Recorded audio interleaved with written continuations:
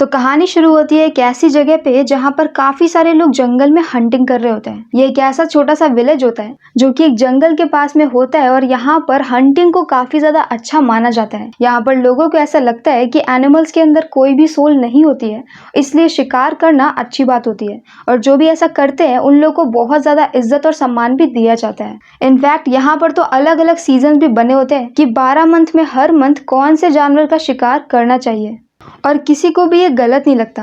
पर अब हम नेक्स्ट सीन में देखते हैं जैनिना को, जो कि अपनी 2 बिचेस के साथ में रहती है और वो बहुत ज्यादा ओल्ड लेडी होती है।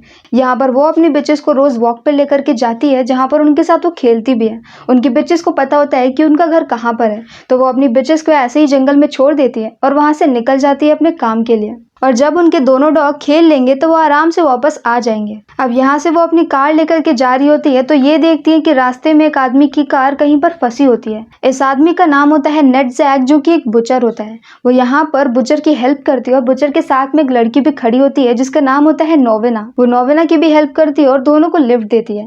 नोवेना और बुचर साथ में रहते हैं, जहाँ पर बुचर बहुत ही घटिया आदमी होता है और वो नोवेना को असॉल्ट करता है। नोवेना की फैमिली में काफी ज्यादा झगड़े हो रहे होते हैं तो अपने भाई के साथ में अलग रहती है, पर बाद में उसके भाई से उसकी कस्टडी ले ली जाती है और अब यहाँ पर वो एकदम ही अकेले हो चुकी है, जहाँ पर उसके पास उसका अपना घर भी नहीं होता है। तो यहाँ पर बुचर उसकी हेल्प करता है, उसे अपने घर में रहने देता है, उसके लिए एक शॉप भी ओपन करता है कपड़ों की। पर पीछे से वो उसके साथ बहुत ही घटिया काम करता है, उसे असॉल्ट करता है और उसके भाई की कस्टडी भी उसे लेने नहीं देता है। नोवेना यहाँ पर हर चीज के लिए मजबूर होती है और वो कुछ कर नहीं सकती।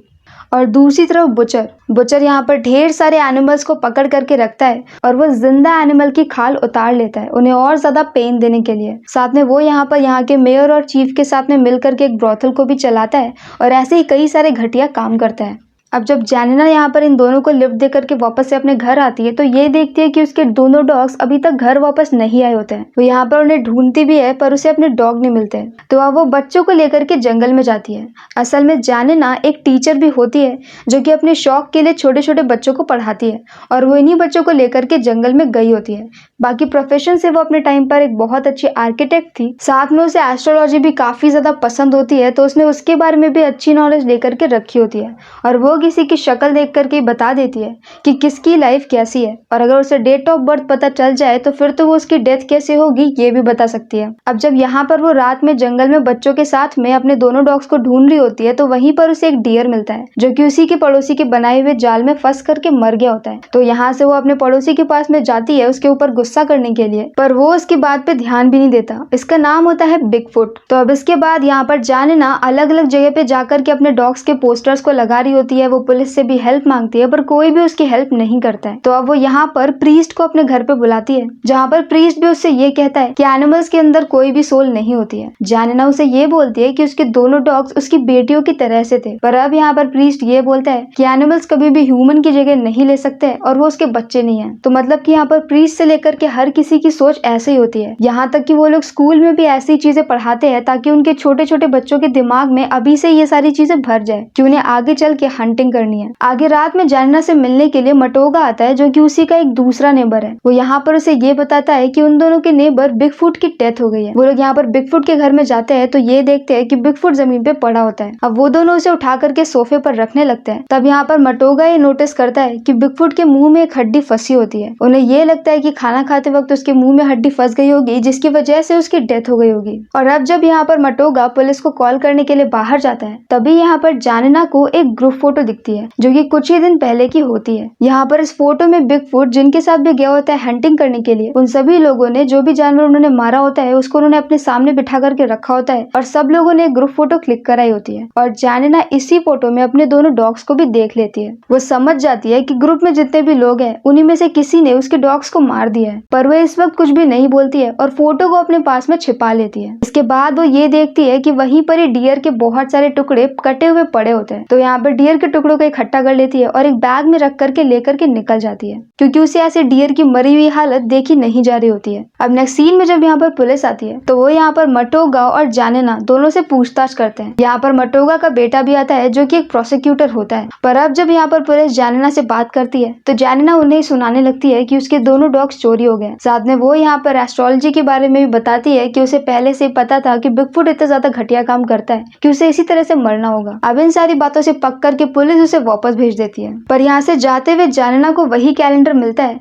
जिसके ऊपर ये लिखा होता है कि कौन से मंथ में कौन से एनिमल को मारा जाना चाहिए। तो अब यहाँ पर जानिना इस कैलेंडर को छिपा लेती है और उसे ये कैलेंडर चोरी करते हुए एक दूसरा लड़का देख लेता है जिसका नाम होता है डाइजियो। डाइजियो यहाँ पर आईपी सेल में काम करता है और वो कंप्यूटर्स में बहुत ज्यादा एक्सपर्ट होता है। पर डाइजियो यहाँ पर किसी को भी कुछ नहीं बताता है और जानिना वहाँ से निकल जाती है। यहाँ से निकल करके वो जाती है नोविना के स्टोर पे जो कि कपड़ों का होता है, क्योंकि यहाँ पर जानिना का एक जैकेट फट गया होता है। तो वो यहाँ पर उसका पैच लगवाती है। तो नोविना यहाँ पर उसके जैकेट में एक पैच लगा देती है कि तभी वो लोग देखते हैं कि बाहर वही आईपी सेल वाला लड़का डाइजियो है। उसको दौरा पड़ता है तो वहीं पर ही गिर जाता है। असल में उसे एक बीमारी होती है कि उसे कभी कभी ऐसे ही दौरे पड़ जाते हैं। उसने ये बात पुलिस के डिपार्टमेंट से छिपाई होती है, वरना फिर उसे जॉब नहीं मिलती। तो यहाँ पर नोविना और जानिना जाकर के उसकी हेल्प करते हैं और उसे शॉप में लेकर के आ जाते हैं। तब तक यहाँ पर दूसरी तरफ से बुचर आता है तो जानिना डाइजियो को लेकर के निकल जाती है। पर यहाँ पर जाने से पहले जानिना एक वुल्फ की कॉस्ट्यूम खरीद लेती है क्योंकि वो उसे काफी अच्छी लगती है। और यहाँ पर नोविना के स्टोर्स में अलग अलग टाइप के कपड़े मिलते हैं। अब नेक्स्ट सीन में यहाँ पर डाइजियो एक केक बनाता है और जानिना के घर पे जाता है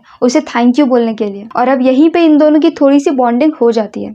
अब यहाँ पर रात हो गई होती है और डाइजियो ये नोटिस करता है कि दूर एक जगह पे लाइट जल रही है और काफी वक्त से जलती जा रही है, बंद नहीं हो रही है। तो इन दोनों को कुछ शक होता है और ये दोनों वहाँ पर चेक करने के लिए जाते हैं। जब ये दोनों वहाँ पर जाते हैं तो देखते हैं कि वहाँ पर चीफ की लाश पड़ी है। ये चीफ ऑफिसर उसी के पुलिस स्टेशन का होता है जो कि अब मर चुका होता है। यहाँ पर डियर्स के पैर के निशान भी बने होते हैं। तो देख करके ऐसा लग रहा होता है कि किसी डियर ने उसके ऊपर हमला किया, उसे जान से मार दिया और वहाँ से निकल गया। अब इस केस की भी इन्वेस्टिगेशन शुरू हो जाती है जहाँ पर दोनों ही मौतों में कैसे ना कैसे करके जानिना ही सबसे पहले पहुंची होती है। तो अब यहाँ पर पुलिस का थोड़ा थोड़ा शक उसके ऊपर भी जा रहा होता है। पर अब हम यहाँ पर नेक्स्ट सीन में देखते हैं एक पोस्टमैन को जो कि जा करके उसी बुचर को उसका कोरियर देता है। यहाँ पर वो देख लेता है कि कैसे बुचर मेयर के साथ में मिलकर के एक ब्रोथल को चला रहा होता है। ये बातें जा करके वो जानिना को बता देता है क्योंकि अगला कोरियर जानिना के लिए ही होता है। अब यहाँ पर ये सारी बातें जानिना को पता चल जाती है पर वो फिर भी कुछ कर नहीं सकती क्योंकि यहाँ पर इतनी बड़ी बड़ी पोस्ट वाले लोग भी आपस में मिले हुए होते हैं। अब नेक्स्ट सीन में हम नोविना को देखते हैं जो कि एक बार फिर से अपने छोटे भाई को क्लेम करने के लिए कोर्ट में गई होती है, लेकिन फिर से उसे उसकी कस्टडी नहीं दी गई होती है।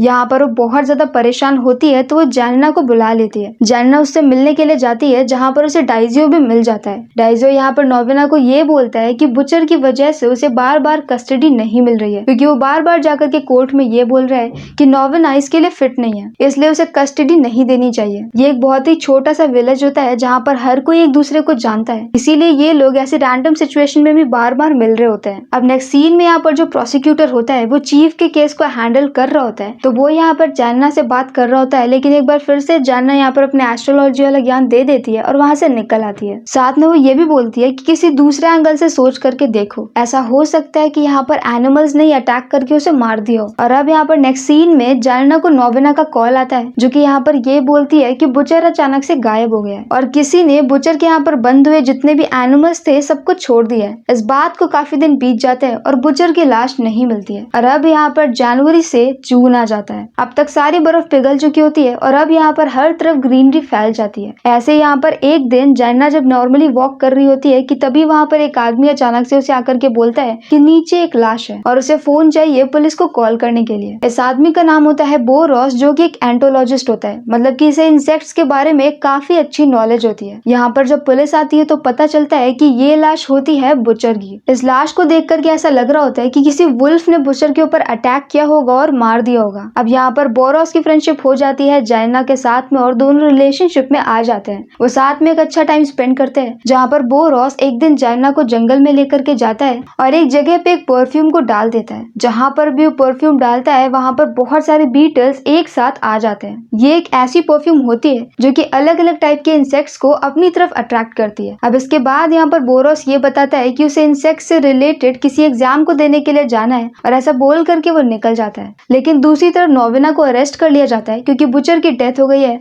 और नोविना ही उसके साथ में रहती होती है। जानिना यहाँ पर उससे मिलने के लिए स्टेशन पर जाती है जहाँ पर वो उसके लिए कुछ सामान को भी लेकर के गई होती है। इसके बाद वो जाकर के प्रोसिक्यूटर से बात करती है और ये बोलती है कि नोविना ने बुचर को नहीं मारा होगा। प्रोसिक्यूटर उसे ये बोलता है कि अगर यहाँ पर कोई दूसरा मर्डर भी हो जाता है और नोविना जेल के अंदर ही होती है तो सबको पता चल जाएगा कि नोविना ने कोई भी किलिंग नहीं करी है और उसे छोड़ दिया जाएगा। और अब तक यहाँ पर अगस्त का मंथ आ चुका होता है जहाँ पर एक बहुत बड़ा मशरूम फेस्टिवल होने वाला होता है। यहाँ पर इस फेस्टिवल में जाने के लिए मटोगा जैनना को इनवाइट करता है। मटोगा जैनना को काफी वक्त से लाइक करता है पर वो कभी भी ये सारी बातें खुल करके बोल नहीं पाता। अब ये दोनों वहाँ पर उसी फेस्टिवल में जाते हैं जहाँ पर सबने अलग अलग टाइप के कॉस्ट्यूम पहन करके रखे होते हैं और यहीं पर जैनना वही वुल्फ वाला कॉस्ट्यूम पहनती है जो कि उसने नोवेना की शॉप से लिया होता है। यहाँ पर इस पार्टी में मेयर भी होता है जहाँ पर वो सबके सामने अपनी वाइफ को बहुत ज्यादा इंसल्ट करता है और वहाँ से जाने के लिए बोल देता है। उसकी वाइफ बाहर जाकर के रोने लगती है तो जैनना उसे शांत कराने के लिए जाती है। उसकी वाइफ यहाँ पर बहुत सारी प्रॉब्लम्स को बताती है और ये भी बोलती है कि मेयर यहाँ पर बहुत ज्यादा हंटिंग करता है और कभी कभी तो पूरे फ्रिज में वो डियर्स को मार करके भर देता है और यहाँ पर उसकी वाइफ और बेटी बहुत ही मुश्किल से उसके साथ में रह रहे होते हैं। उसके बाद भी वो उनके साथ में पब्लिकली ऐसा बिहेव करता है। अब यहाँ पर जैनना ये बोलती है कि वो मेयर को वापस से उसके घर पे छोड़ देगी और अब उसकी वाइफ को यहाँ से जाना चाहिए। मेयर बहुत ज्यादा नशे में होता है तो वो अकेले तो जा नहीं पाएगा। अब यहाँ पर मेयर की वाइफ वहाँ से निकल जाती है और सीन शिफ्ट होता है नेक्स्ट डे पर जहाँ पर जैनना को अरेस्ट कर लिया जाता है क्योंकि कल रात मेयर का भी मर्डर हो गया होता है जहाँ पर मेयर की पूरी बॉडी पर बीटल्स ने अटैक किया होता है। लेकिन यहाँ पर जैनना के अगेंस्ट कोई भी सबूत नहीं होता है तो उन्हें जैनना को छोड़ना पड़ता है। अब यहाँ से जैनना एक चर्च में जाती है जहाँ पर वही प्रीस्ट वही वाला भड़काऊ भाषण दे रहा होता है कि किस तरह से हंटिंग एक बहुत ही अच्छी चीज होती है, एनिमल्स के अंदर सोल नहीं होती और उन्हें जानवरों को मारना चाहिए। अब यहाँ पर इन सारी बातों को जैनना अपोज करती है तो उसे चर्च से भी बाहर निकाल दिया जाता है और अब जब वो यहाँ पर बाहर निकल करके उड़ती हुई एक बर्ड को देखती है तब भी उसे याद आता है कि किस तरह से उसी ने सारे मर्डर किए होते हैं। असल में वही सबको मार रही होती है लेकिन वो ये सारी बातें याद नहीं रख पाती। और अब सीन शिफ्ट होता है फ्लैशबैक में जहाँ पर हम ये देखते हैं कि उसने किस तरह से चीफ को मारा होता है। चीफ की कार यहाँ पर जंगल में फंस गई होती है